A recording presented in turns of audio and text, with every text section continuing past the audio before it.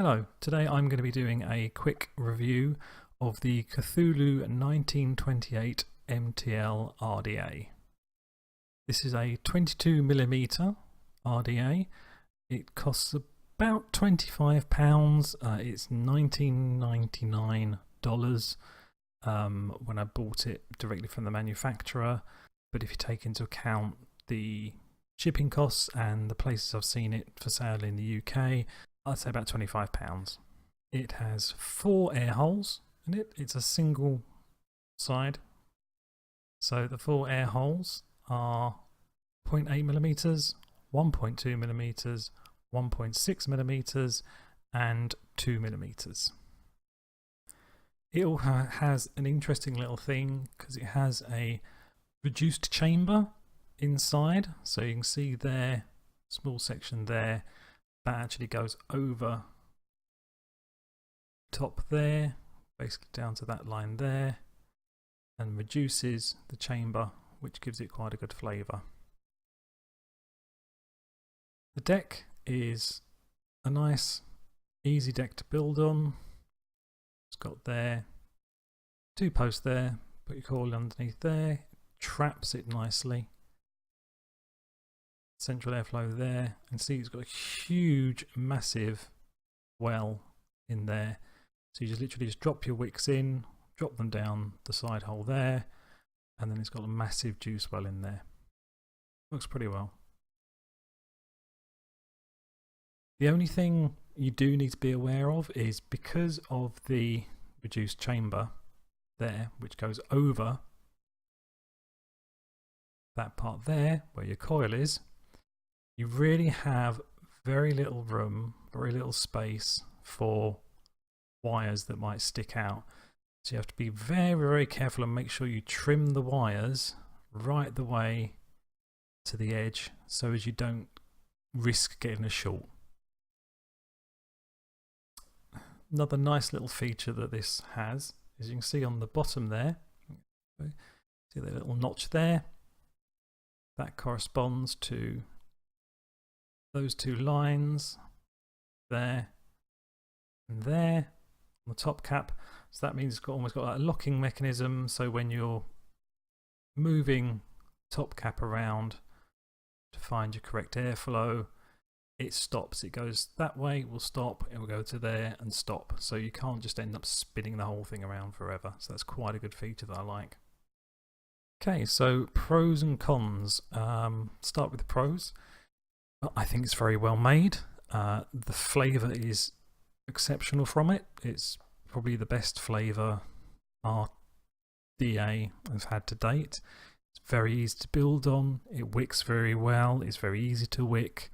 It's because of the huge juice well and the way it's made. It's very difficult to flood it. The price is great. For £25, it's more or less unmatched. It's amazing, and the little lock cutout at the bottom that I just showed you, I think that's quite a nice little feature. And on to the cons. It's only one con. It's not hugely a con, but it's more a thing to be aware of. As I said, it's that thing about the fact because it's got the reducer cap on there, you have to be very careful when you cut your wires to make sure you cut them as close as you can, push them right back so there's no risk of causing a short on your ATI and your device. You should always do it anyway, but anytime you're building with this, just make sure when you finish building, before you put it onto your mod, just put the top cap back onto it and check what the resistance is showing to make sure you haven't got a short. Okay, and to do a comparison, what I'm going to use is I'm going to use the Amit MTL RDA and the Berserker MTL RDA and explain how it compares against the two. Right, so I'll start off with comparing it to the Amit.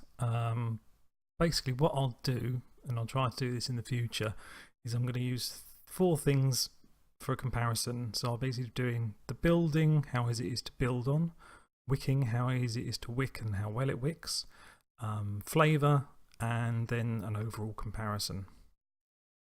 So for building, putting a coil into both the 1928 and the Amit, it's quite similar, very easy, both easy to build on. So let's they're very close on that mark.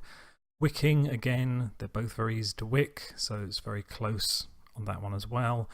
Flavour, for me, the 1928 has better flavour than the Amit, and I prefer the airflow and everything with that as well. So overall, out of the two, I prefer the 1928. For those reasons, also I prefer the way it looks. The Amit does look a bit busy because it's got the top airflow, all that sort of stuff. It can look a little bit busy, but neither of them are bad looking. But 1920 is just that little bit simpler for me.